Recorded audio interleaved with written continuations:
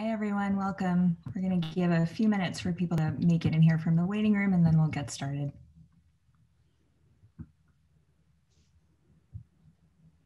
We are so grateful for people who've been with us all week. We're so grateful for people who are starting out with us for the first time today.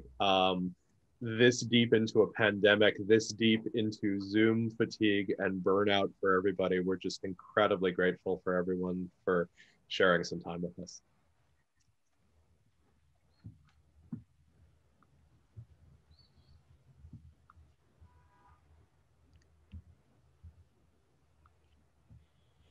And the chat is open for now if anyone wants to shout out or say where they are or say hello to people. We're starting to get some very familiar names here a week into this event.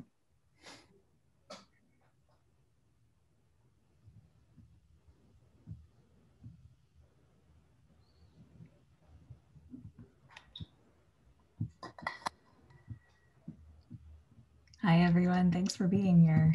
That's great. Jen is saying hi from Bruges. Cordell's here from Jamaica.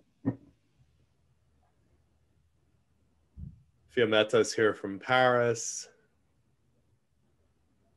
Thank you for those kind words, Gail. I'm waiting to see if Babak comes back. He was here with questions twice yesterday. That was sort of wonderful. Stephen's in Gainesville. Betsy's in the East Bay. Oh, Alex Howard, wonderful to have you here. He's in from DC. Carolina's here from Warsaw. So we really are having a very wide reach on this. And we're just glad for everyone showing up. Sean Fitzpatrick's down in Tucson. It's going to hit 100 today. I'm glad I'm not there. Chris is in Ann Arbor. Sarah's in New York. And now people are writing things to the panelists. Nikhil is writing to Evelyn and complimenting her piece on content moderation and proportionality, which is in fact one of the best things written in the last couple of years on the topic. Grains in Ireland. Yeah, I think we're reaching a critical mass, Katie. We're going to be smaller today than we have been, but it's wonderful that people are making their way in. Hello, James from London. Wonderful to see you. Barbara, thanks for coming back even after giving your talk. We're so happy to have you here. All right, well, let's get started. Hi, everyone. Welcome to the final day of Reimagine the Internet. I'm Katie Glenn Bass. I am the research director at the Knight First Amendment Institute at Columbia University. I want to thank all of you for joining us today and those of you who have hung out with us all week long. I really couldn't be happier with how it's gone. We have an extra special program today. First, there will be a presentation of an illustrated field guide to social media. If you've wondered about the bird-themed imagery we've been sharing all week on Twitter, this will answer your questions. And after that, Ethan Zuckerman will welcome Evelyn Dueck and Jonathan Ong for our final discussion. I want to take a moment here to thank Ethan, who has been in virtual residence as a visiting scholar at the Knight Institute since last fall.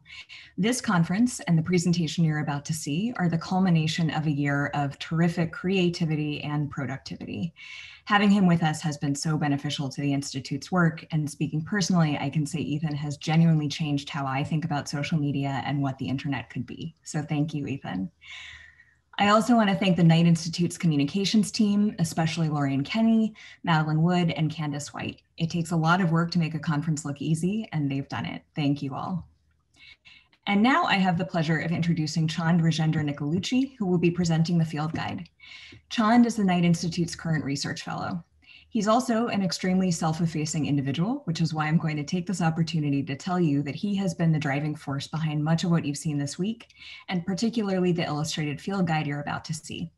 Ethan and Chand have been a dream team this year. They've written one stellar essay after another, mapping out different social media logics, and they've lined up some great guest authored essays as well.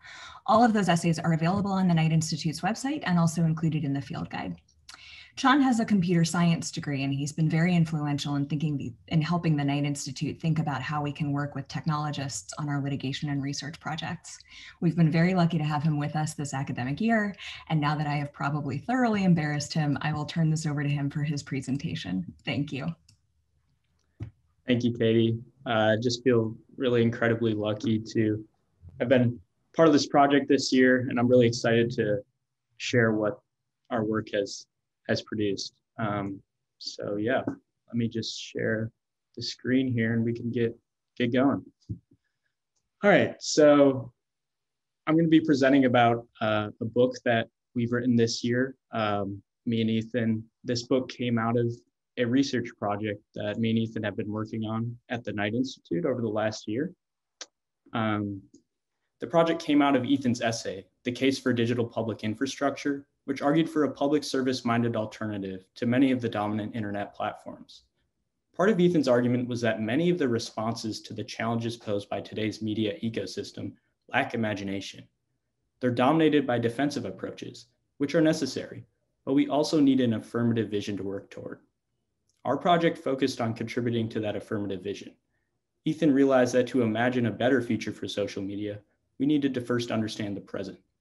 So we set out to get a more accurate picture of social media today. We're not the first people to try and do this. In particular, we were inspired by Randall Munroe's Map of Online Communities, an excellent attempt from 2010. As you can see, a lot has changed in the decade since his map. Our cows on Farmville are dead. A weird mixture of venture capital, AI, and teenage angst gave us whatever TikTok is. But it's still a great way to show the many different ways people gather online. For our project, we focus less on individual platforms and more on categories of platforms, which we call social media logics. We might think of logics as the different ways social media works. For example, take Facebook and Reddit. They're both venture capital funded, for profit, and make money through advertising. But they're different in a lot of ways too. On Reddit, much of the moderation is done by volunteers, while on Facebook, it's handled mostly by poorly treated contractors. On Facebook, users are organized around their friends and family, while on Reddit, users organize around their interests. Users on Reddit are pseudonymous, while Facebook requires your real name. To help us work through these different factors and identify different logics, we use this analytical framework, which combined ideas from political economy with technical and cultural analysis. In this case, we decided that Reddit belonged with other social media focused on subcultures and influenced by internet forums, while Facebook belonged with traditional social networks like Twitter and Instagram. We want to stress that our analysis and the logics we identified are definitely not the final word. There are a bunch of different ways to analyze and categorize social media. This is just our best attempt at a useful typology. Here's a visualization of some of the different logics we identified. It's based on work we did to construct a list of the 100 most popular social media platforms. Each bubble represents a different logic and is sized proportional to its popularity. The first thing that jumped out at us when we made this was that Facebook and Twitter dominate our discourse about social media, but they aren't even part of the most popular logic. Social network logic ranks behind creator logic and is on a similar level as chat and subculture. Q&A also jumped out at us. It's not on the level of the largest four logics, but it still is larger than we expected, with clear separation from the cluster of smaller, more niche logics. This chart validated our feeling that there's a significant mismatch between the way people imagine social media and what social media actually is. That's kind of the whole point of our project, challenging the assumption that Facebook and Twitter are synonymous with social media. We think our book, An Illustrated Field Guide to Social Media, will help us make that point. It contains 13 essays, each covering a different social media logic. Many of them are by Ethan and I, with guest contributions by Anshao Mina and Xiaowei Wang, Casey Fiesler, and Gregory Osmolov. 9 of the essays come with an illustration by the awesome Fiameta Gadini. Why did we package it as a field guide? Just like how a field guide to birds helps us look more closely at the birds we encounter, we hope this field guide might cause you to look at social media in a different way. The different sets of birds that Fiameta illustrated represent the different social media logics. We think it's a cool way to represent the diversity of social media. And worst case, if you don't like the essays, at least you get to see some amazing illustrations. I'll go through a few of those illustrations and the essays they're based off of. I'll start with Civic Logic. because it's a forward-looking logic that I think is a really good representation of the point we're trying to make with the project as a whole. Civic Logic is all about social media with opinion and purpose. These platforms are not for everyone, not for every use case, but they provide critically important spaces for conversations that are difficult to hold elsewhere, and which make us richer and more resilient as a society. These communities likely can't and shouldn't be scaled to millions of users. Instead, they're limited to a few dozen to a few thousand members, numbers that ensure people can discuss and coordinate in context. That may sound far-fetched, but it's the reality of Awah, a social network for LGBTQ youth in the Middle East. Awah looks very different from most social networks. When you join, you create a cartoon avatar of yourself. It's forbidden to upload most photos, especially photos of yourself, because they could be used by the authorities. Awah is also a gamified social network. You earn points by making comments or posting things that other people find helpful. Those points give you privileges, like the ability to host chat rooms or send private messages. This system aims to insulate users from harassment. A troll would have to put in a lot of effort over a sustained period of time to gain access to more sensitive content. There aren't a lot of Civic Logic platforms yet, but we think there could be. There's a ton of civic communities using Facebook groups or subreddits that could benefit from having more control over where they gather online. Helping them do that will be a big part of what we do going forward. And if you want to learn more about Civic Logic, you should check out Ethan's talk from Monday, which was all about building Civic Logic networks. Wait, I know Ethan was reading this, but I'm just kidding.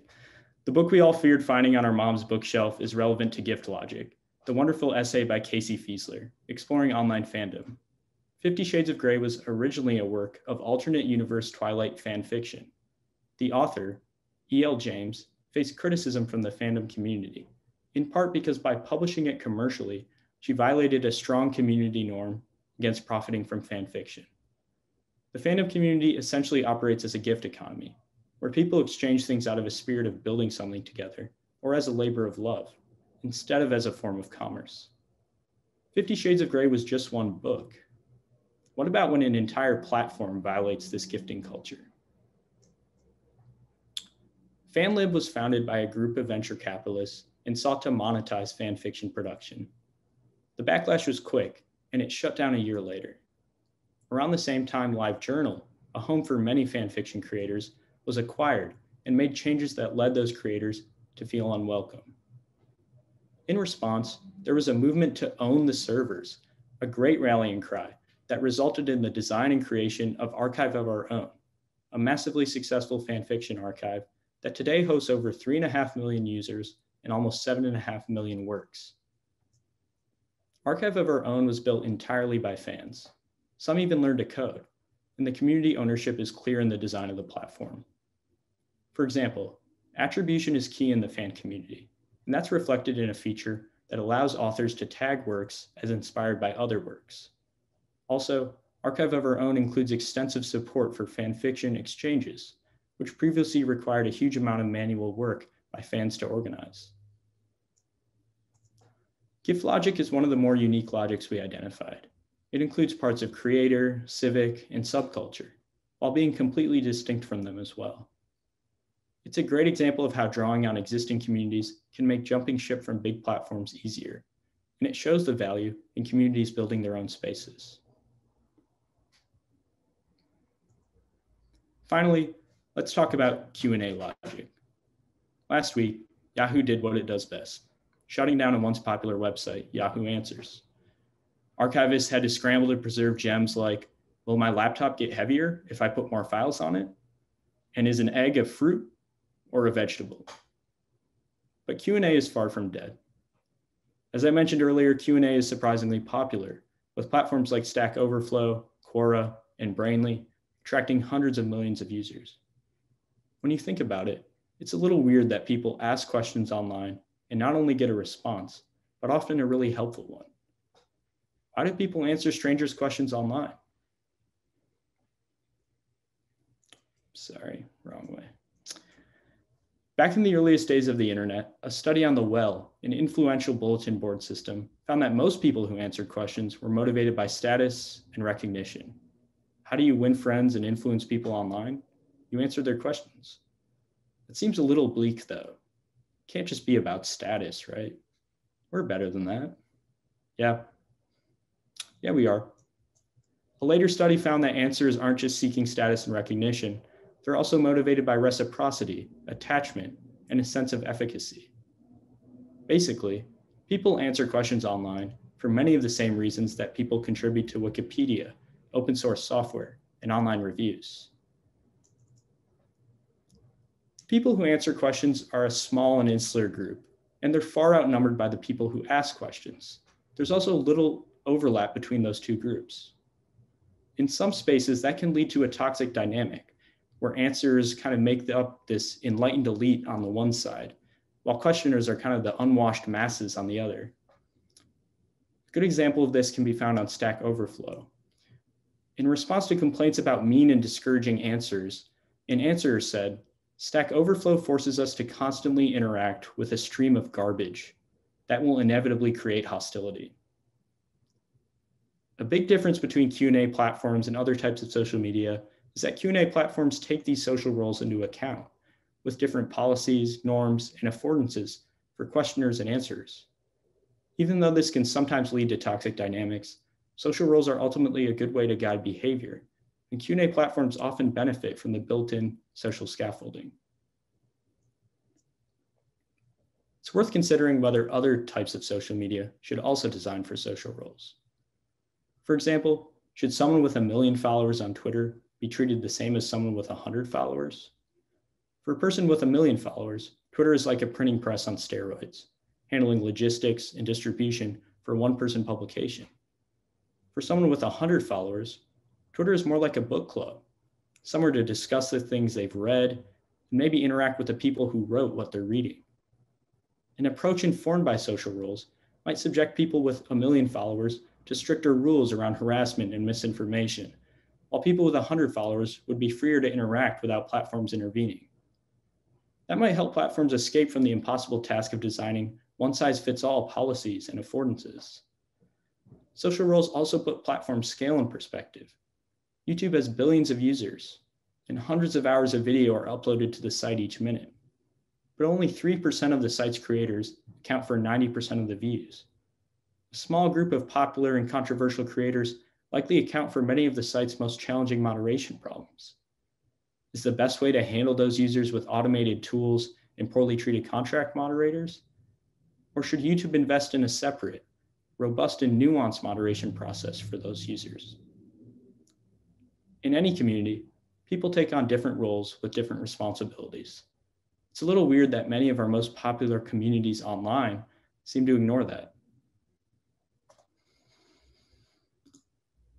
In the end, if there's one thing we want you to take away from this project, it's that social media is much more than just Facebook and Twitter.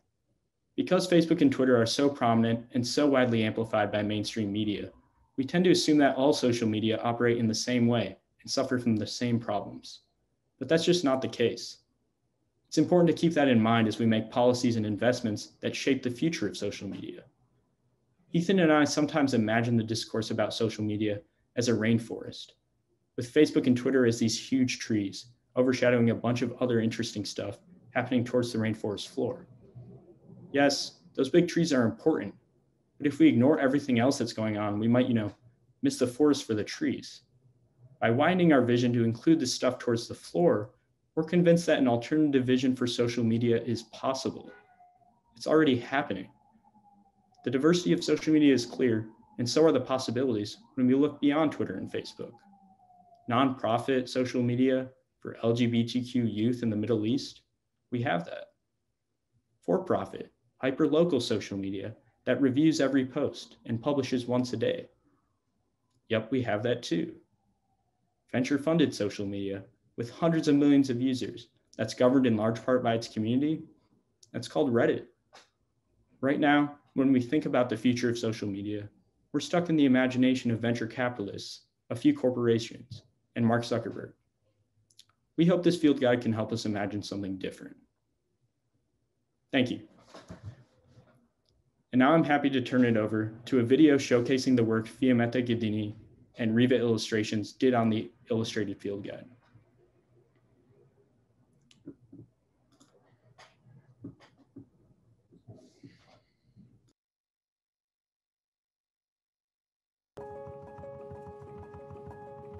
Hi, my name is Fiameta Ghedini. I work in science communication and I founded Riva Illustrations. We produce artworks for science, research and innovation.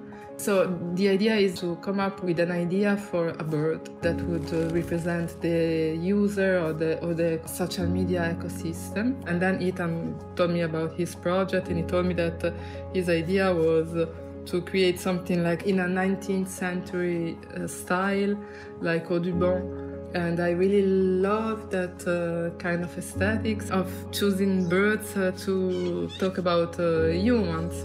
It's symbolic, it can be very deep, I think, because birds have a lot of meanings for us. Since the beginning, I thought that I really would have loved to insert some puffins in this book with Ethan, but I was not sure where, in which context. So I was basically Googling typical Russian birds, and puffins came out. So I was like, yes, puffins, I can draw puffins, fantastic. But then how do you put puffins in the context of Russian logic? Russian logic is supposed to be there is a lot of conflict between foreign and domestic interests.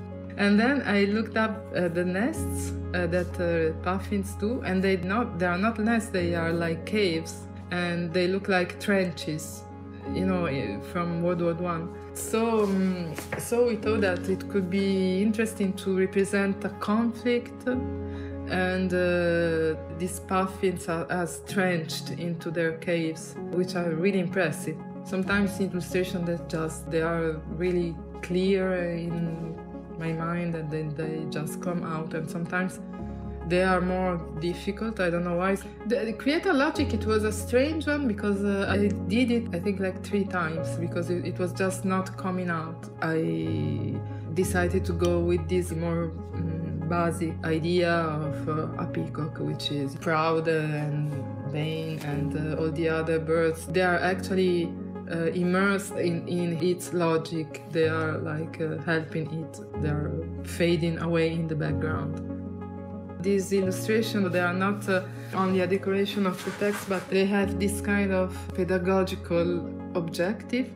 That's also why they have these more graphic added elements like the numbers, the notes, and the fake scientific names to illustrate the fact that there are taxonomies. They try to add meaning and another point of view about the different logics.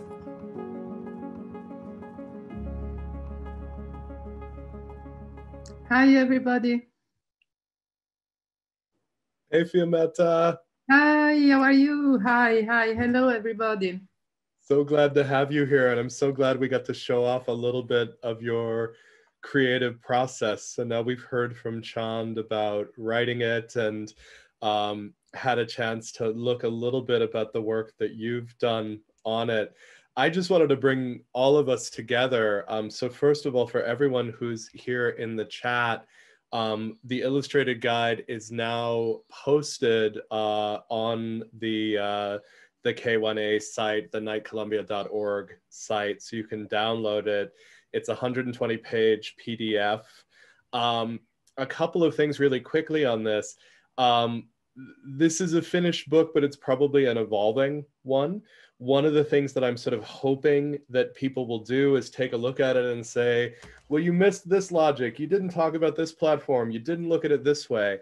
And we want to keep this going. And if other people in particular want to write for this series and write about a different logic, please hit me up. We'd love to include you within it. Let me just say really quickly, I was not planning on writing a book this year.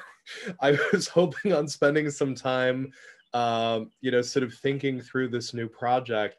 The first thing that happened was Chand, who, as well as being an excellent software developer, is just one of the most thoughtful people, strongest writers.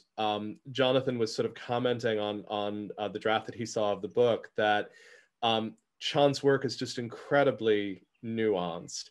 And so it's just been a joy, and there's not a chance that we would have produced this without the opportunity to work together. I would say in the stuff that has both of our names on it, you should assume that the good stuff is Chan's and that the filler is mine. I get to keep Chan for another year over at UMass. For all of you academics in the crowd, you should be recruiting him into PhD programs now, because he is just an extraordinary young thinker. And as I think you can tell from the presentation, is just a joy to work with. I just also want to shout out Fiameta. We had this wonderful opportunity. The night center sort of looked at the work that we were doing and said, you know, we should really invest some money in this and get some great illustrations on this, and reached out to Fiameta and Riva. Fiameta, I think at first was thinking about giving the project to another illustrator, but we just had so much fun working together on the conversations. And in fact, it's been one of the highlights of my pandemic year, because Lorraine, Kenny, Fiameta, and I get on these phone calls, you know, roughly once a week, and we basically just share photos of birds doing crazy things with one another. And it's just been this incredibly joyful process. I've never had the chance to work with an illustrator before. It is just one of the greatest experiences, and I think has really let us produce something very special. If you are looking to do something very special, Fiameta is just a joy to work with. Not only do we trade crazy birds, but we make puns in 4 different languages. You too could have this much fun in your academic work if you just give her a call and work with her in your next project. So let me just say, I'm so happy to have this out here. Please give it a moment, take a chance to read it. And if you have things to add to it, if you disagree with it, if you want to critique it, if you want to pick a fight about it, do all that too. It's out there as one particular way of sort of looking at the world.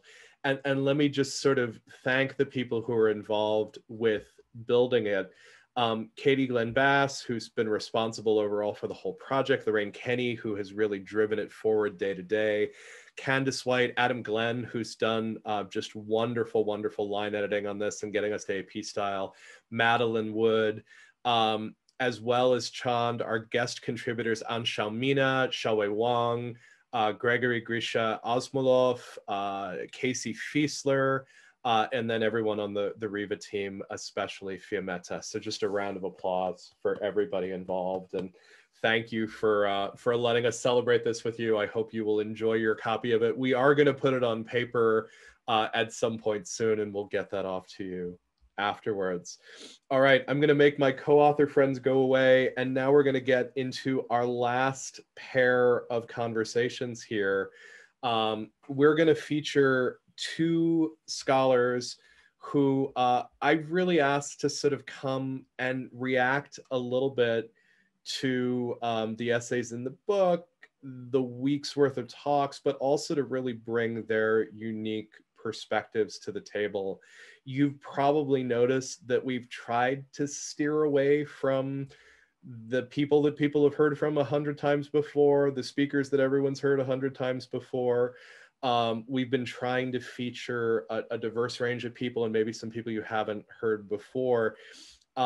Jonathan and Evelyn are both people who, if you have not heard them, you will be hearing an awful lot of them because they are really inspiring scholars on the rise, doing incredibly important and highly visible work. So these are people who you will be sick of in 10 years, but now you have the chance to hear from them before you're sick of them. So that was sort of our logic behind sort of setting them up. Jonathan is going to speak first, but I'm going to introduce Evelyn first. She's a lecturer on law, and she's an SJD candidate at the Harvard Law School. She's an affiliate at the Berkman Klein Center.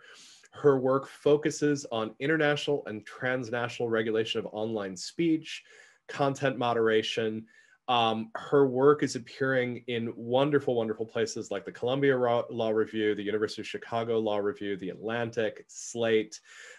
She had clerked for Chief Justice Susan Kiefel of the High Court of Australia, where she's from, has also worked previously as a corporate litigator. She describes her chief achievement of being an Aussie in the US as having maintained the book club in Australia that she's still a member of, which requires incredible chronologic leaps to sort of make it happen. I will also mention that this is a handing off of the torch. Evelyn is one of two visiting scholars in the role that I currently have at the Knight First Amendment Center, and I cannot think of anyone who I would rather have picking up the torch. She's going to speak second, but first I want to hand you over to my friend and colleague Jonathan Ong, who's Associate Professor of Global Digital Media at UMass Amherst.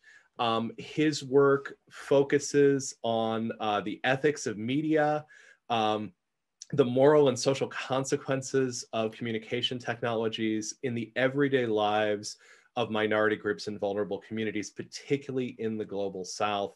He's also the founder and governor of the British Council-funded Newton Tech for Dev Network, a global network of academics, humanitarians, and technology experts studying emergent media in low and middle income countries. Jonathan is someone I learn from every time he speaks, every time he writes, and with no further ado, I want to turn it over to you, my friend.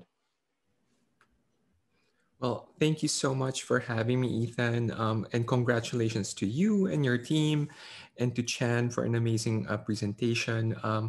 I am just inspired by your enthusiasm and optimism each time, and also by all the speakers in the past week who gave incredibly nuanced perspectives, advocated for more listening to communities, including to perspectives that we might be disagreeing with. And I think to be sitting in that discomfort, to challenge us, to think about ways in which we might engage other perspectives definitely resonates a lot with my work. And I'm super excited that Ethan gets to be full-time in our faculty in the fall as he has been teaching one class, which I've heard great reviews from, including some of my grad students in your class, Ethan. So I just wanted to begin my presentation. So Ethan mentioned that he wanted some critical perspectives about his project of reimagining the internet in the series of essays that he and Chand had authored. And so I also wanted to kind of like take it back to some of his earlier writings, which I was definitely very much inspired by, having written about cosmopolitanism, quite a long time ago. So first is about the norms that might be regulating Ethan and Chan's version of the internet and social media. And I wonder to what extent there's a trade-off here between higher values or higher ethics of cosmopolitanism and, its demand for us to go beyond comfortable spaces, to go beyond small domestic spaces which are predictable, routine, safe, perhaps, but not exactly challenging of our own biases. And I wonder whether he sees this as a trade-off, or is it existing in creative tension with one another, the cosmopolitan and the local.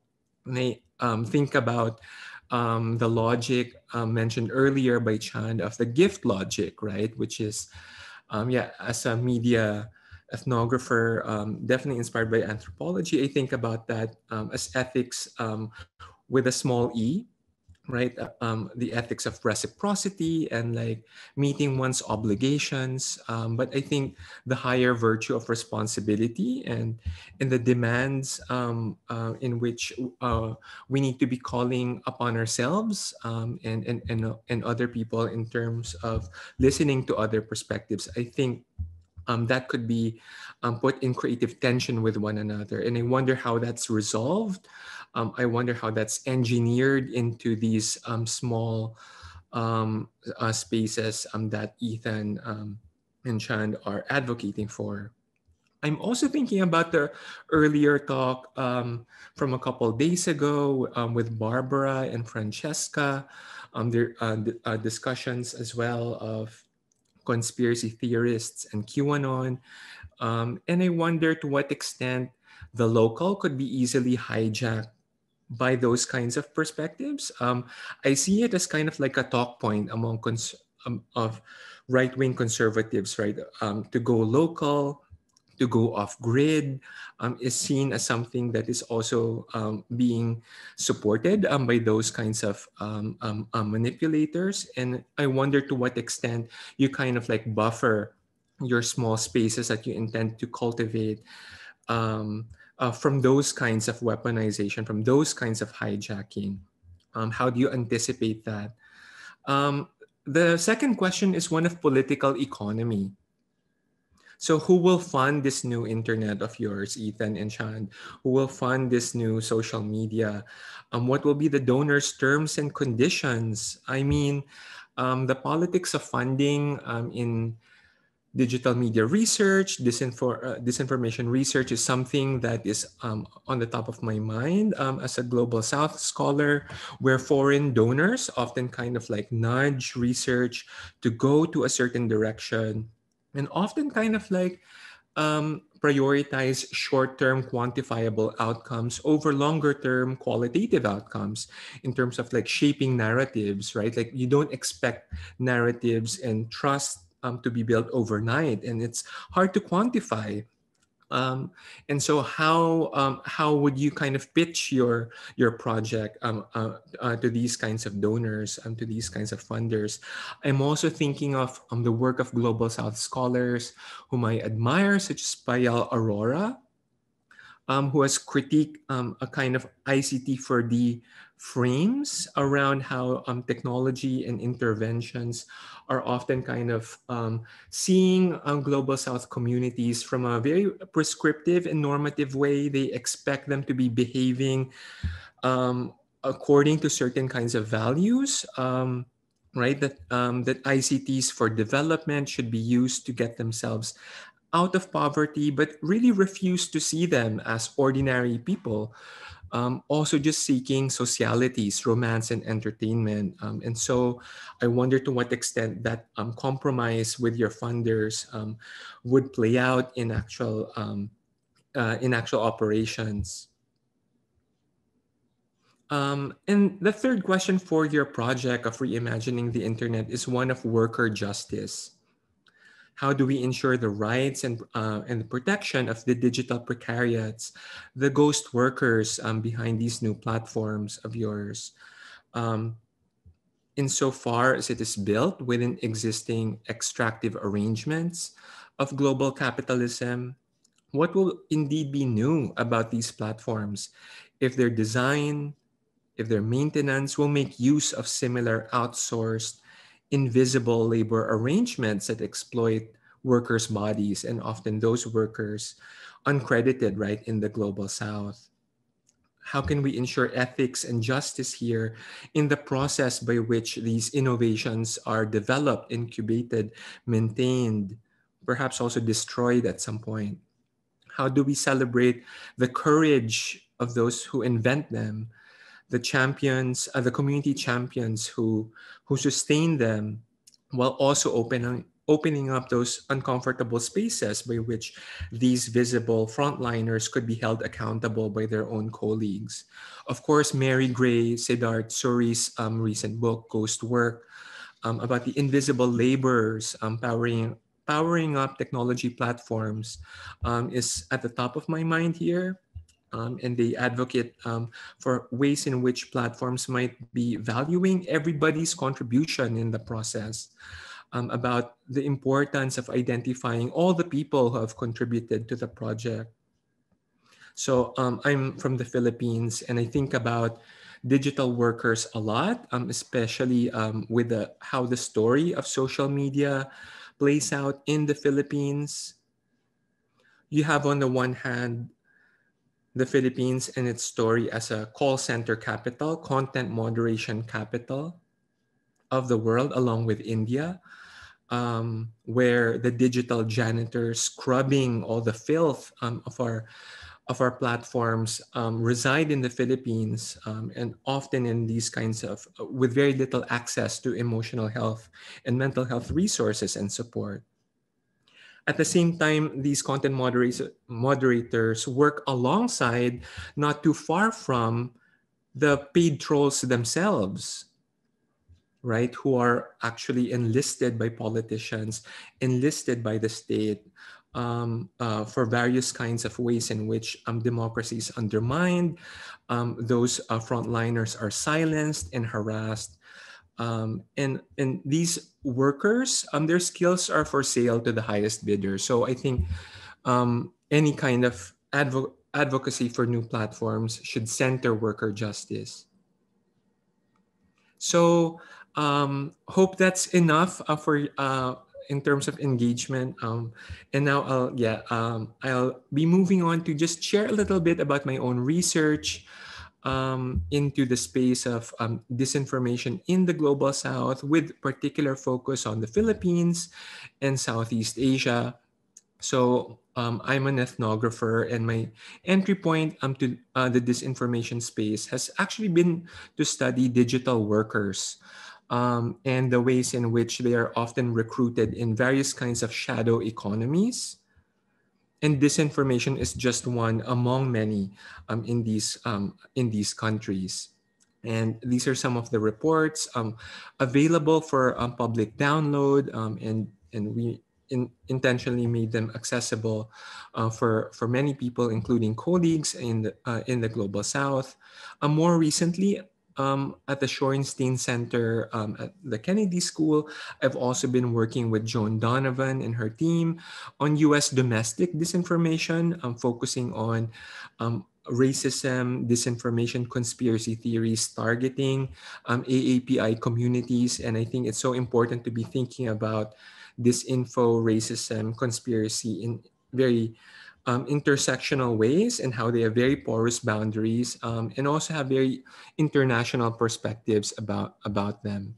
And I think we're really at a very critical juncture now, where we're seeing international showdowns between tech companies and governments across the world in high-profile standoffs, seeking power and control over information environments. And I think for us Global South scholars in the disinformation space, I think we've been talking about the need to be proactive in terms of anticipating the unintended and cascading effects of global norms and governance frameworks, how they could affect diverse communities in very uneven ways as well.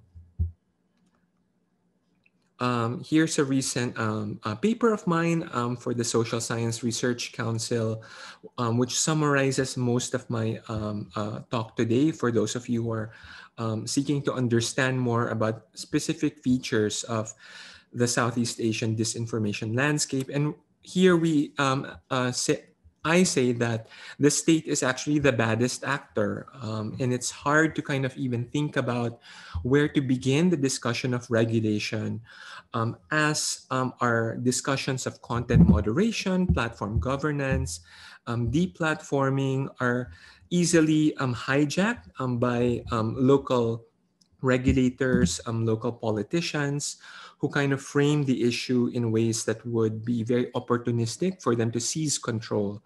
And so in the Philippines, for example, one recent Senate hearing that I attended and presented evidence around, suddenly the legislator used Angela Merkel and her critique of the powers of platforms as justification for the country's own interest um, uh, to seize more control over content on social media. And it's really a very kind of strange association. It's like, I would never thought of you as a fan of Angela Merkel, but okay, Senator.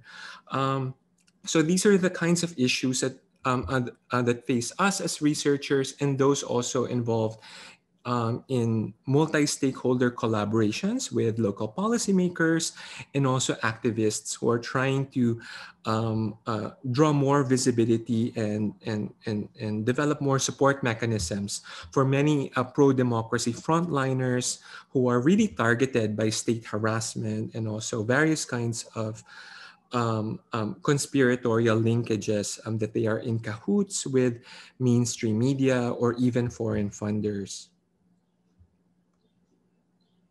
So Ethan specifically asked me to talk about the challenges of tech regulation in disinfo research in the Global South. And I'll just highlight three for now.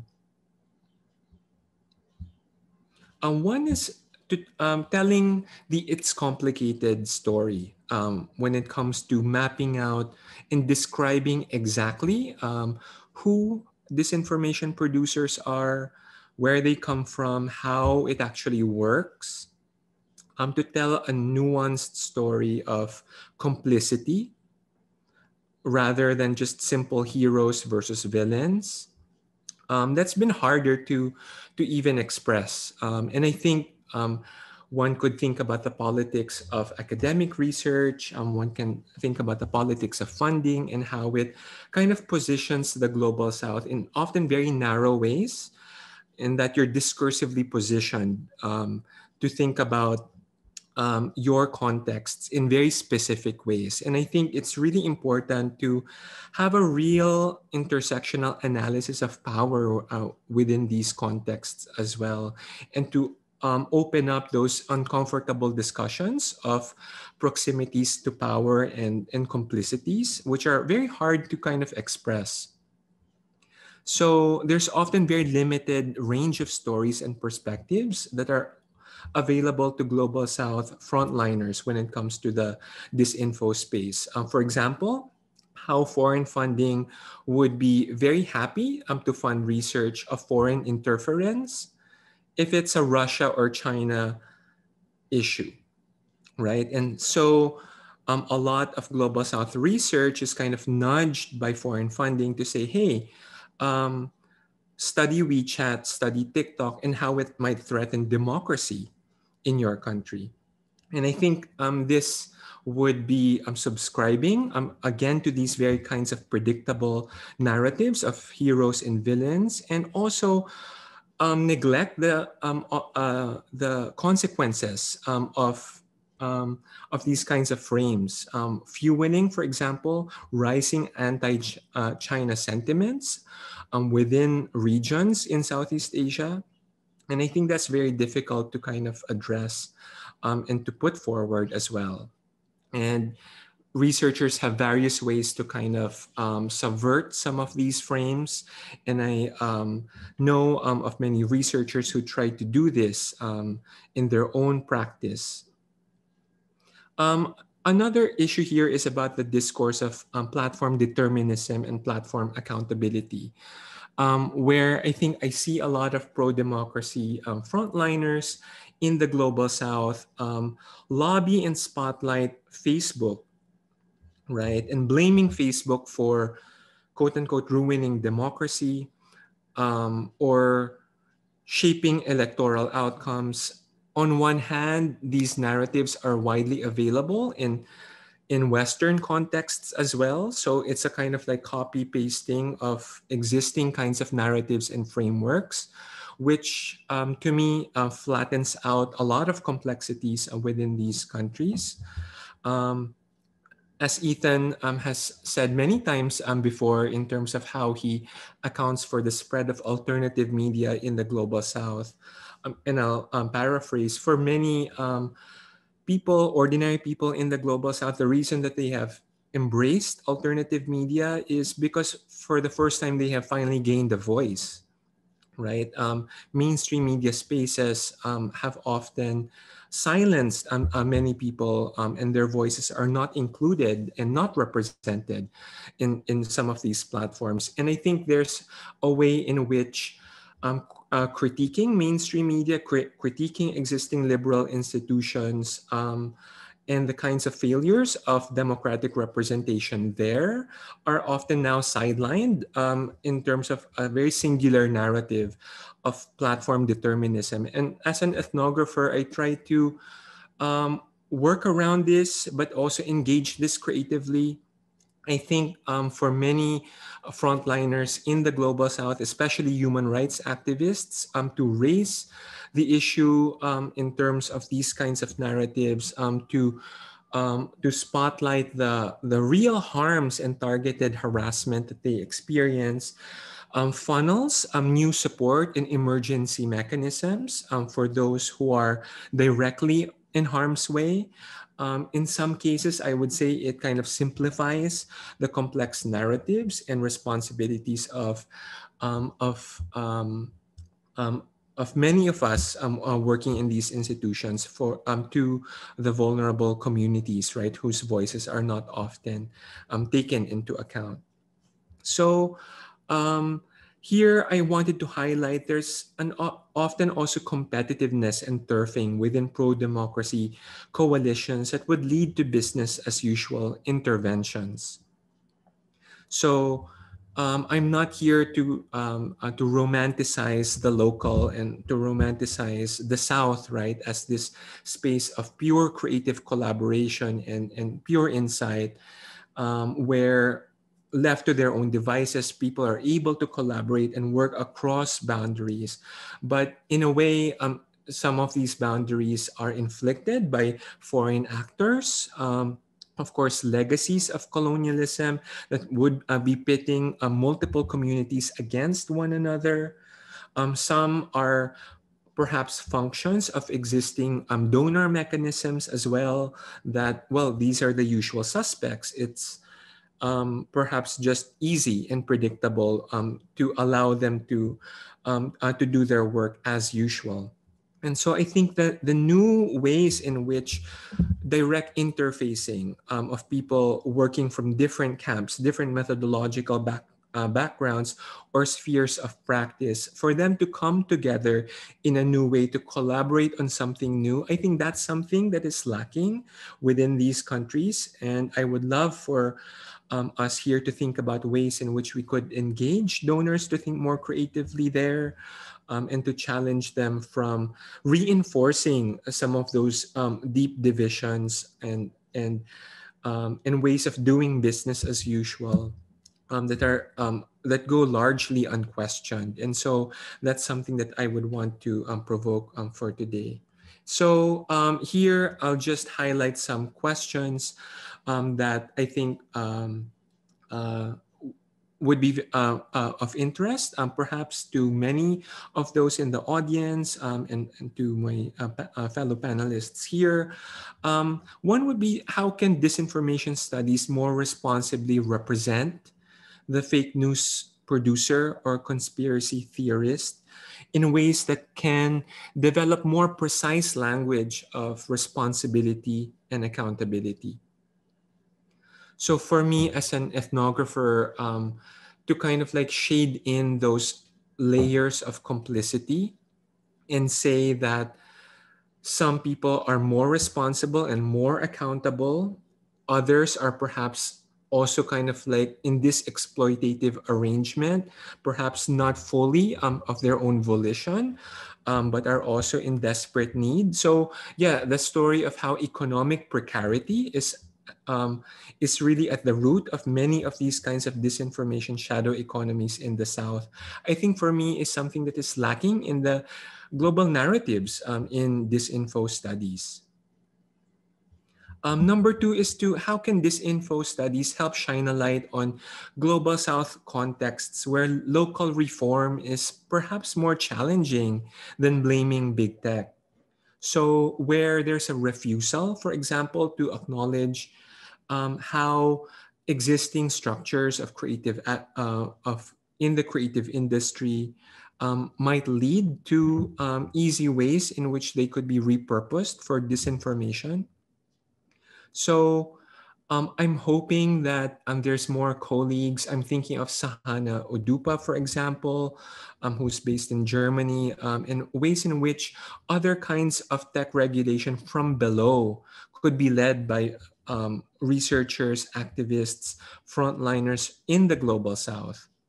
Here, I'm thinking about debates around digital advertising monitoring, industry self-regulation, transparency in the practice of political campaigns and consultancies, and also responsibilities in the influencer industry. I think those could be more productively led by more critical voices and frontliners in the South. And I think that's something I would love for us to discuss more. So there's a lot more to discuss here, but I would love for Evelyn to take this forward. And thank you so much for having me. Jonathan, I'll just say, good academics add complexity to issues. Really great academics manage to both add complexity and simplicity to issues at the same time, and I think that's what you just did. I'm not going to dishonor that incredible set of questions you've put in front of me by trying to answer them now. I'm probably going to be wrestling with them for the next couple of years. And I love the idea that next year I might be able to walk down the hall to your office and chew some of them over with you. I think you've just given people who probably don't think enough about the Global South and social media incredible fuel to think about. Everything from this sort of realization that the regulators can be the bad guys, that the state can be paying to manipulate the space, all the way through to this idea that if you don't trust the regulators, there may actually be grassroots bottom-up ways of trying to have influence in the space. So that was just a remarkably rich set of ideas, and I'm watching people bounce them around on Twitter and also in the question thread right now. So thank you so much for that. Evelyn, I apologize for putting you in the position of following a talk like that, but I happen to know what a badass you are, and therefore I hand the mic over to you, and I'm looking forward to learning from you as well.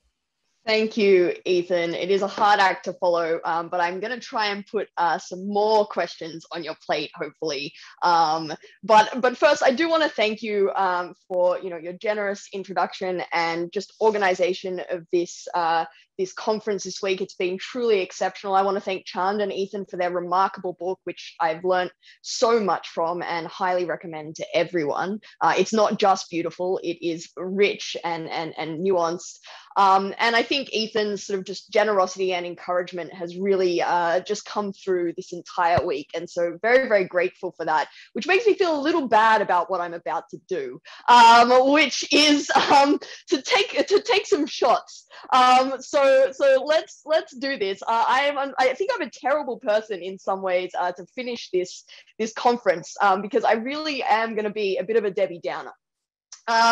So let's jump into it. Content moderation is what I spend my time thinking, writing, tweeting about.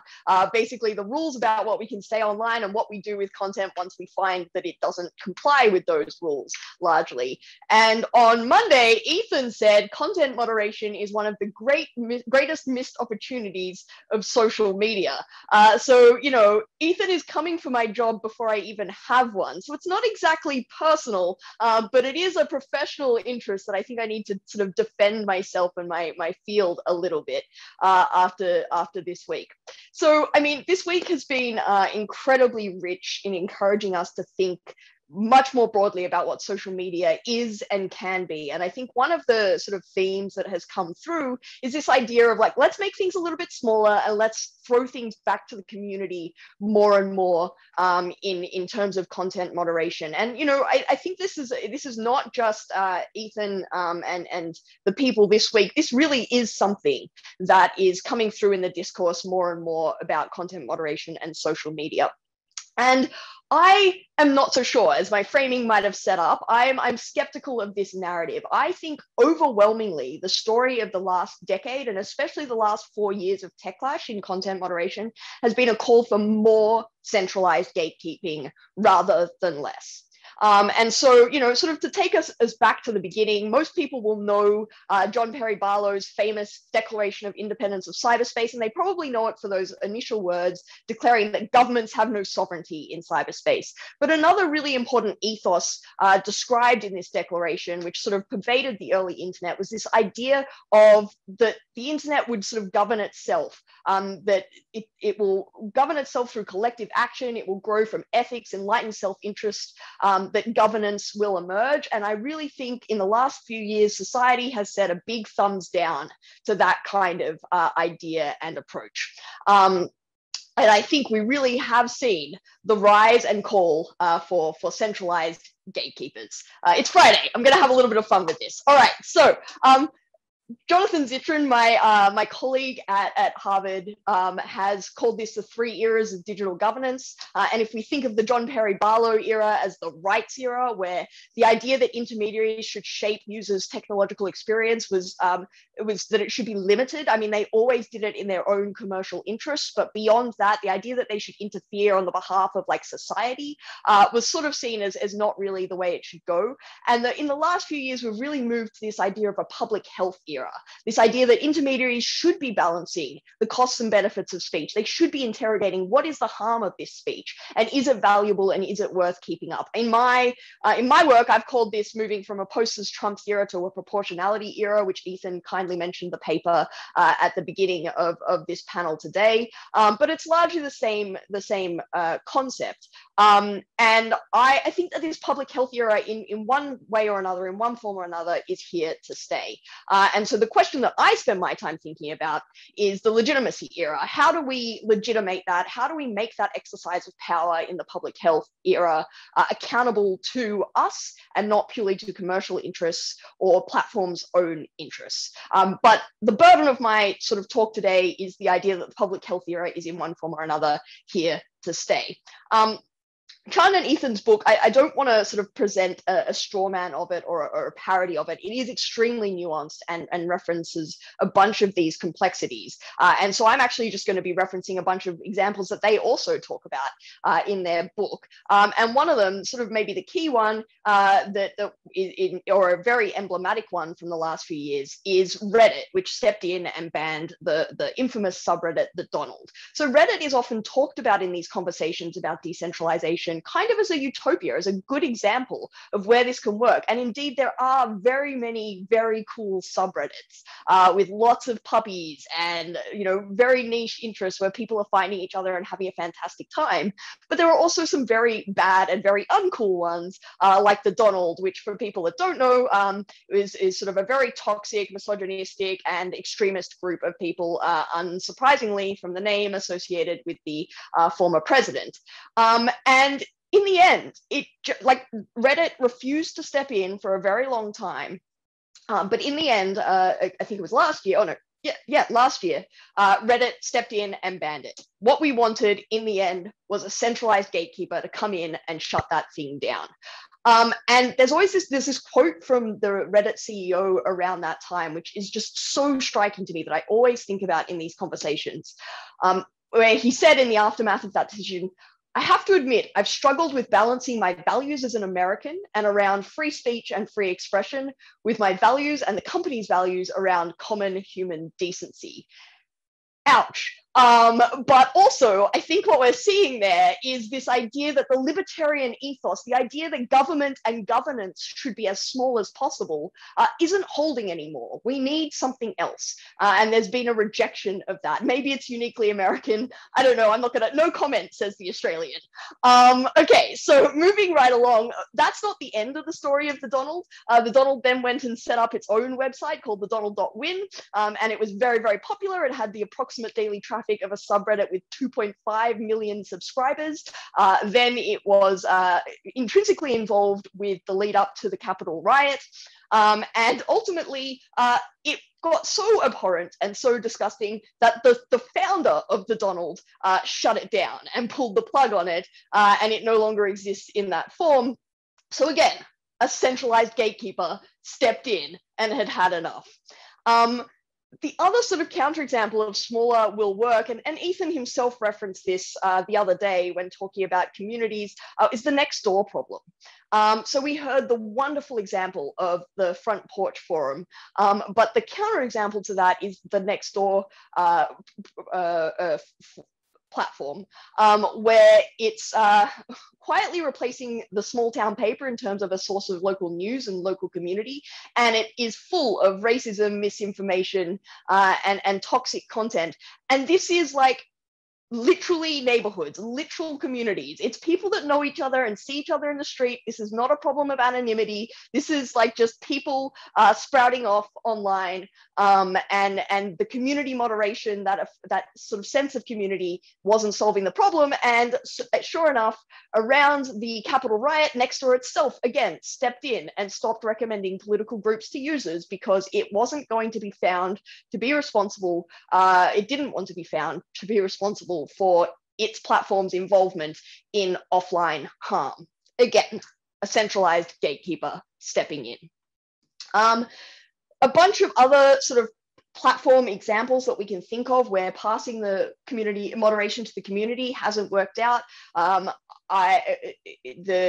recent one I read, there was a fantastic article about Clubhouse in The Atlantic a couple of days ago, where they somehow thought it would be a great idea to replicate the digital equivalent of the Scarlet Letter and give community members the ability to like literally flag someone with a black tag for having been blocked a lot. And surprise, surprise, this was weaponized against vulnerable users and marginalized communities who could have seen that coming.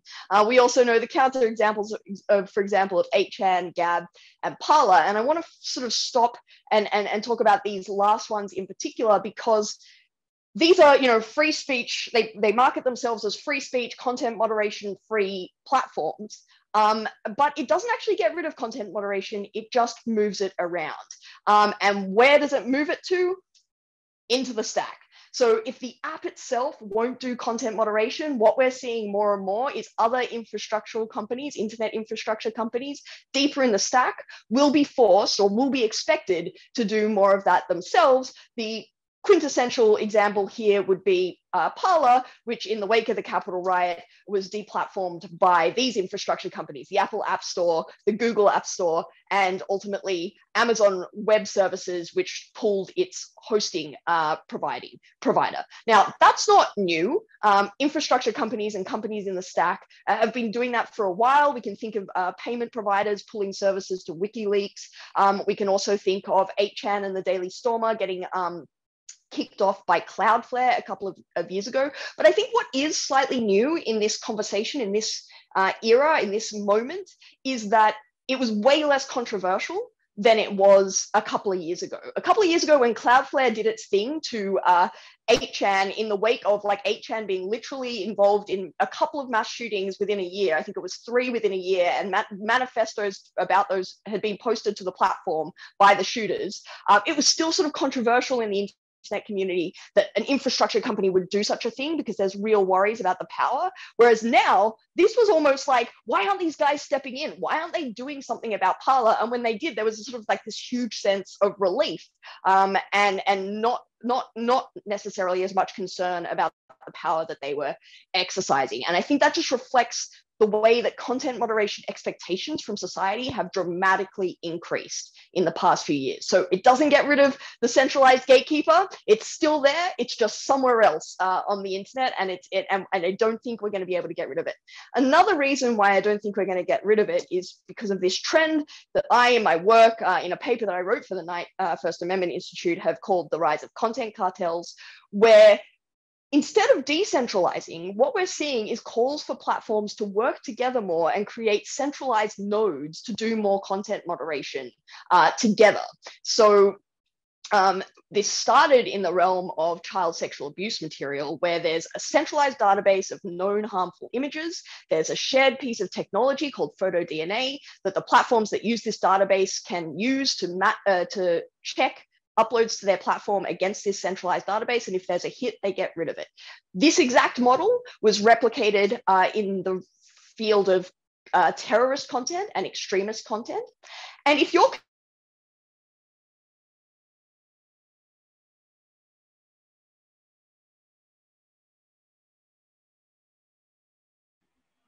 So I think once you start talking about intermediaries controlling internet speech, you're playing with very dangerous things indeed. It's possible that Evelyn, instead of invoking moderation and censorship up on the stack, they are just sort of, sorry? You actually froze for a moment, so I was trying to make jokes about what happens when you start talking about moderation being moved higher up into the stack. The implication being that your ISP was so concerned or offended by what you were saying forward that they'd actually shut off the content for a moment or two. Everything is a content moderation problem is one of my sayings, and no, Zoom is no absolutely. exception. And you know, you started talking about you know, fingerprinting terrorist content, and immediately you crossed a red line. So I was just vamping while your connectivity came back. But I have to say it was pretty funny as far as having the con fall off at that moment. There you go. Well, I'm glad. I hope, you know, this has been a fun year for me. I hope I'm back now and stable. We're seeing calls for this kind of centralized moderation keep going into a bunch of other areas. So far from people going, make platforms handle it themselves, we're seeing calls to re-centralize even more than it already is these choices. And there's some good reasons for that. If we have cross-platform threats, we should think about cross-platform responses. Bad actors don't see the internet platform by platform. They see it as one comprehensive attack surfaces. And so when dealing with it, it's going to help have a faster, more comprehensive response if they work together. But crucially, it's also going to enable technology sharing, where the smaller platforms won't have the resources or the data to make these tools that the bigger platforms have. And so they should still get to benefit from it and not be sort of left on their own to deal with these problems, which is especially important perhaps where, again, societal expectations of content moderation have dramatically increased, and platforms really need to start thinking about it as part of their infrastructure from the get-go when they get set up. And if we are expecting more and more from them in terms of this, it could become a barrier to entry if they don't get that sorted from the get-go. And that could require sort of more of this, like outsourcing it, which again, then will lead to another trend that I think we're seeing more and more is content moderation as a service. So platforms are going to look at finding third-party providers of content moderation so that they don't have to necessarily deal with it themselves, but they have that infrastructure. Just like we might think Amazon Web Services provides hosting services to a bunch of different platforms, we may think that third-party providers, it might be Facebook in a really dystopian Orwellian world, outsourcing, hey, we've got a nice content moderation service here. It doesn't have great Yelp reviews, 2 stars, but trust us, it's still pretty good. It's better than nothing, right?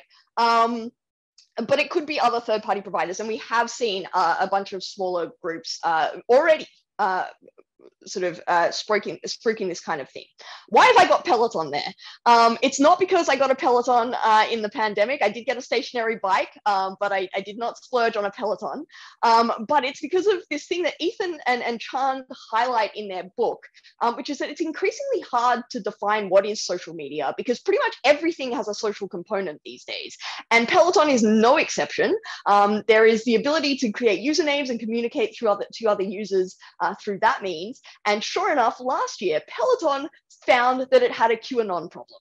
A bunch of users started putting QAnon hashtags in their user profile, where we go one, we go all hashtag, and a bunch of things like that. And again, societal expectations were, you need to do something about this, Peloton, you exercise company. And like Peloton's like, we make bikes and sometimes treadmills unsuccessfully. And it didn't know what to do with this. It tried to ban some hashtags, and of course it didn't know anything about QAnon, so it was a very blunt attempt, and people found workarounds. But it's also a kind of unrealistic expectation for Peloton to start an exercise startup company and like get a bunch of people in that are intimately familiar with QAnon and its inside discourse, right? And so again, that's why I think we might see this push for centralization, because as we expect companies like Peloton to do content moderation, we might expect them, they might find ways of doing that that's not in-house. Chan and Ethan are aware of all of this. It's this is a quote from their book, which is that building a healthy social media ecosystem will be full of trade-offs, and we need to talk about them and highlight them, because it's only in doing that that we can make sure that we make well-meaning changes. So again, I don't want to give a parody of their point of view or what they've been saying, and we've talked about a bunch of these trade-offs throughout the week. We need to be really conscious of what is the problem that we're solving for, and we have lots of different people want to solve for different problems. If we're solving for misinformation and disinformation and terrorist content and get rid of the deep fakes, that is a different way and might require more centralization than really empowering people and giving them more self-determination, even if that means sometimes they will use that in ways that, you know, might be harmful or the broader society doesn't approve of. There's also the question of, does the internet get better if we move this stuff off the centralized platforms, or do we just see it less? And when we see this sort of like pivot to privacy from Zuckerberg, or this idea of like moving things, deplatforming it and getting rid of it, maybe it solves Mark Zuckerberg and Jack Dorsey's problem, because they're like, hey, it's not our problem anymore, but I'm not sure that it solves society's problems. And so there's a real question there about that approach. But I think, you know, to try and redeem myself and finish on a little bit more of a high note, rather than being a total downer for this entire thing, I think the big takeaway from this week is that nothing about what we have is inevitable, and we should push our minds to think of a better future, because it's only in imagining it that we can make it happen. And Ethan has made it so tangible and so real this week. And I think we need to remember that what we have right now is still very young and constantly in flux. And I think even the big platforms, they are changing slowly, reluctantly, but we are seeing some changes, and we are seeing new platforms pop up. And I really don't think that what we have right now is going to persist forever. So nothing about what we have is inevitable, but I hope the burden of my talk today has been, except for content moderation. Content moderation is inevitable. It's not going anywhere. I feel fairly secure in my research agenda. Hopefully in my job, hire me. I think that content moderation is not going away, and we will need people to be thinking about this. And it's not a mistake. It's not a missed opportunity. It's part of what we do now. But that's okay. Why can't we have both? Why can't, Ethan, let's call a truce.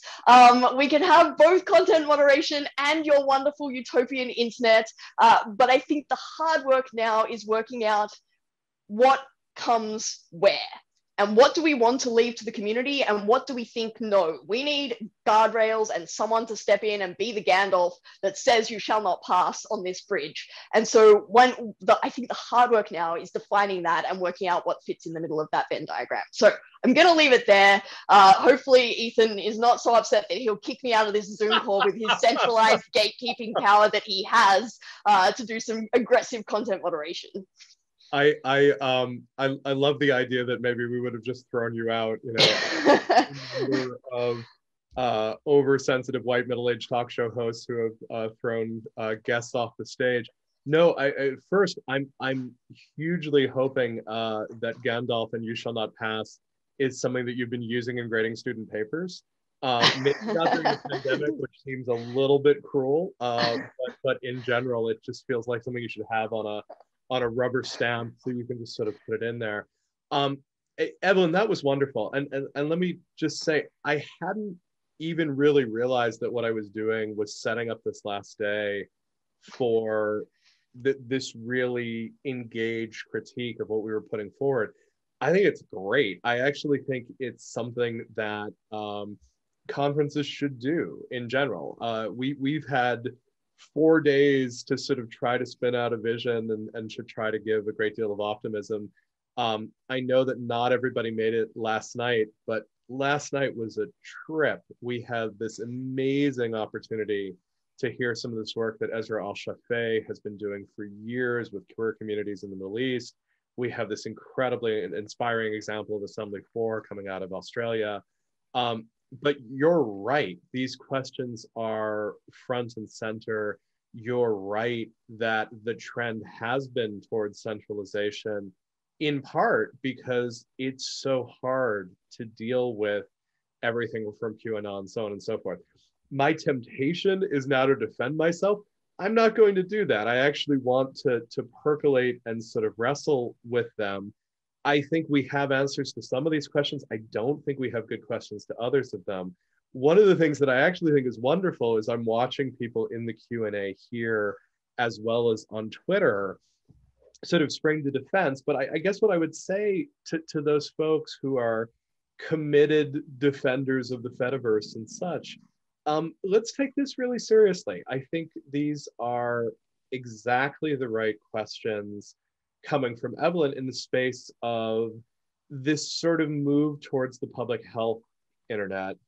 I think from Jonathan, this realization that these networks are nothing if not particular. They're always contingent on the local circumstances. They're always contingent on sort of what's going on the ground.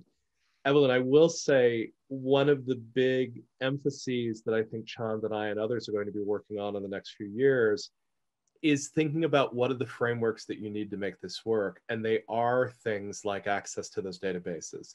I don't think it's responsible to be putting out, you know, new social networks without really strong hooks into databases that are looking at things like child abuse imagery, maybe ones that are looking at terrorist content. At the same time, as has been brought up by different people within this conference, those databases also need to be transparent and auditable, and we have to make sure that they're actually doing what they say on the tin, rather than sort of not doing anything else. Let me open this to some of the questions that have come in through the audience. I think actually I'm going to start with a question from Saul Tenenbaum. Does content moderation as a service provide an opportunity for a productive diversity in content moderation policies and implementation, including a potential for local control that might be better? And I feel like this is actually a really good question for both of you, because of course, Jonathan, you've looked in great depth at, you know, how content moderation sort of fits into this whole equation within Southeast Asia. Evelyn, obviously, it's sort of front and center to what you do. Do you see, as Saul is asking, Evelyn, that this possibility for diversity within that space? Yeah, I think that's absolutely a possible future. You know, you can imagine a possible future where you go on the internet and you sign up for the ACLU's internet, or you sign up for the Republican Party's content moderation plan, or whatever it is. And you can see that kind of approach where these third-party providers can represent lots of different ways of drawing lines. So that's one possible future. I think we're still going to see sort of the trend towards centralization that I was talking about is not necessarily just because of like network effects or the inevitability of something like Facebook, but because of societal expectations. And so I wonder whether it's still going to push it around and we're still going to see homogeneity in certain areas. But it's definitely possible that you know, third-party providers could specialize in different regions of the world content moderation and offer that kind of expertise and approach as well. So let's imagine that and make that happen. Jonathan, what about you? Could you imagine, sure. you know, these shops, and you put it forward essentially, you know, this notion of internet janitors. Can you imagine those janitors having different rules in different places on it? Yeah, sure. I guess two things for me. One is that, global discussions around more content moderation, more deplatforming, more robust systems of monitoring often kind of neglect the person who's expected to be doing this. Evelyn, of course, would include this in her analysis. Sarah Roberts in her work as well, and talking about the Philippines workers at the first weeks of COVID, who had to be sent home from their offices and having to do and AI having to kind of like take over and making a lot of mistakes along the way. But the question of whether the actual people who are doing this, the actual digital janitors scrubbing all the filth, are being given access to mental health resources, that's a question. Another aspect to that I just wanted to advance is that I've been working on conspiracy theory in its rise in wellness and spirituality communities. So my communities are astrologers and tarot readers. And so I won't name the platform, but they asked me about their advice around conspiracy theory and how to better monitor it. And they're using culture as kind of in a way to deflect from more monitoring. So they're saying, and the question was phrased in such a way, like we don't want to kind of like overstep our boundaries and police spiritual beliefs, for example, in Eastern countries that might be kind of like much more proximal, and there's more acceptance of these kinds of beliefs, which are not too far from conspiracy theories. And I think for me, like the question that I had in mind there was that shouldn't you just be more focused on the people who might be in harm's way of those kinds of conspiracy theories, and having that social harms perspective at the top of your mind rather than also like think about culture in that kind of relativist way, um, might be a more productive way forward. So I hope that helps. I think it really does help. And I think this notion of the idea that whoever ends up doing this work, it is difficult and draining work. Maybe my most optimistic hope here is that it's difficult and draining work that helps build us up as citizens, right? I mean, my sort of assertion that maybe if we actually have some governance rights over our community, maybe we step up and do that governance in and of ourselves. But I'm trying not to be naive enough to believe that sort of when we decentralize this, that we solve all the problems. And I think I agree with everyone's arguments, and including Ezra's last night, and analyzes that decentralization doesn't necessarily solve everything.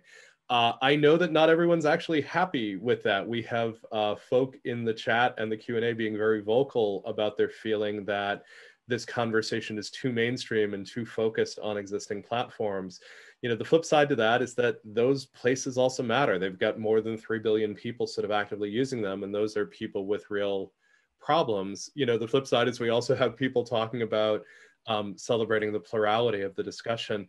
We do have a nice open question that I think I'm going to use to close, which is for Evelyn and for Jonathan, for you as well. What are the best discussions happening in the best communities that are reimagining in one fashion or another, that are sort of thinking about different places and different models? Are there places that you are following and that you are gaining some inspiration from? I'll say for me, I'm watching aspects of the Fediverse very closely. Certainly we've started working very closely with the Mastodon community and learning a great deal there.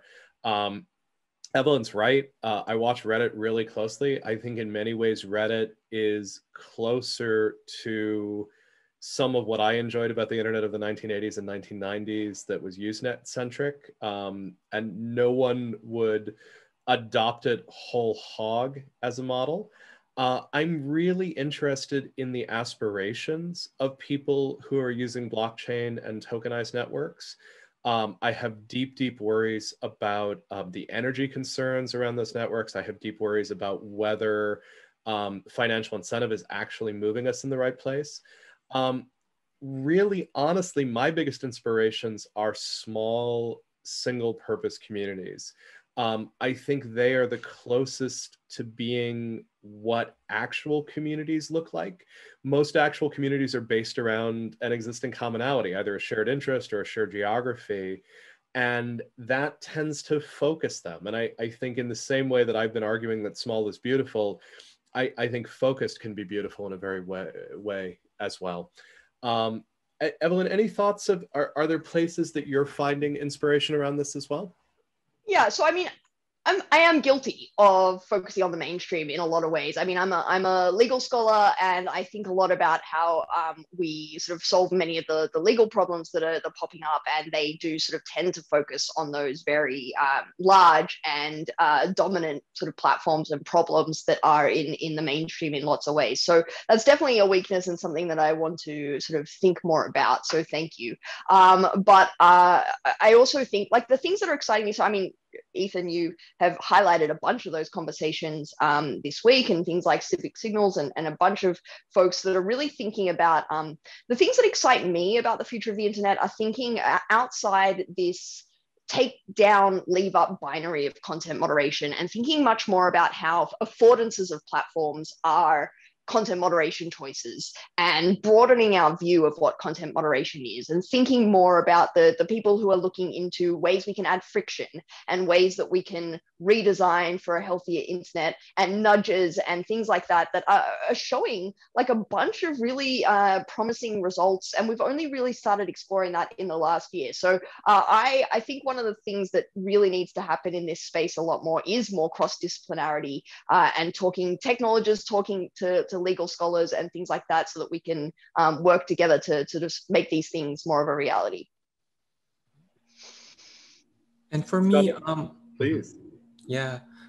For me, I'll kind of like decenter social media from the discussion first, and really find inspiration from activists who are really doing the hard work of coalition building, and also sitting in the discomfort of the challenges of actually having very inclusive and measured and careful ways of advocating for reform in various ways, and also spotlighting and having a very clear idea about forms of oppression and the structures of oppression that they do want to address. So specifically, I'm inspired by the AAPI community, those behind hashtag Stop AAPI Hate.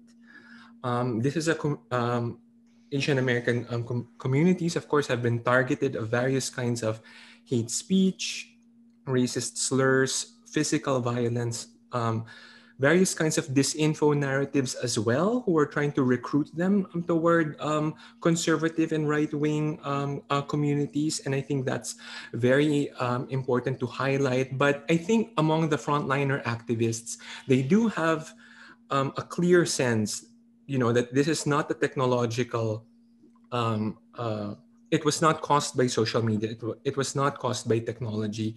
They are having to battle something very structural and something very historical.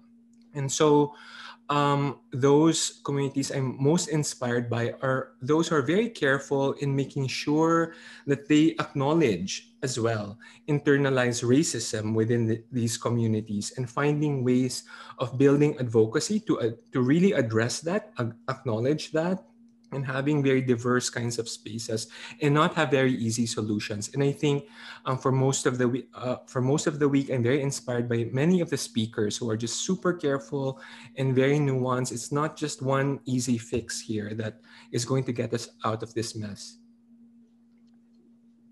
Jonathan, Evelyn, thank you both so much. That's really just such a wonderful way of closing this week, with these notes of care, these notes of caution, this realization that the problems that we're dealing with aren't technical, they're socio-technical, that they're wrapped up in questions of racism, colonialism, classism, late-stage capitalism, that we may be able to make some progress on these things through technical innovation, but that's embedded within a whole larger set of social problems that we have to wrestle with them at the same time.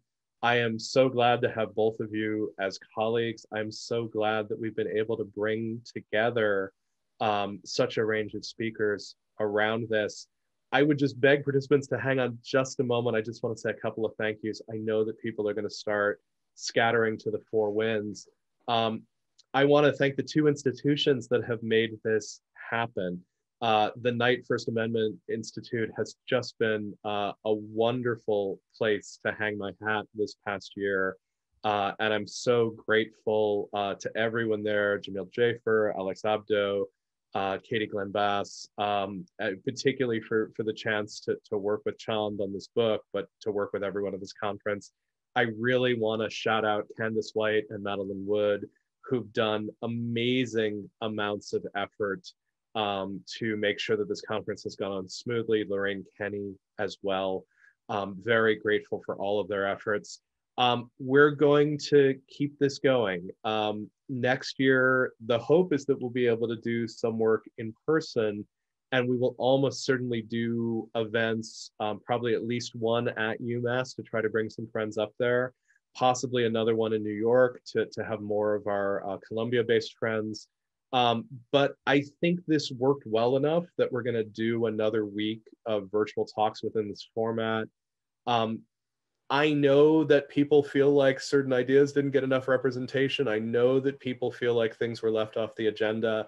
Part of that is curatorial decisions by me. Part of that is trying to squeeze this into this format. Talk to me. Ethan Z on Twitter, Ethan Z at UMass EDU. I would love your thoughts on who we feature next time, what issues, what people we bring into all of that. And I just want to offer really sincere thanks to everyone for your time, your energy, your participation. This has just been a huge treat, and I'm just grateful for everybody. So thank you all so much.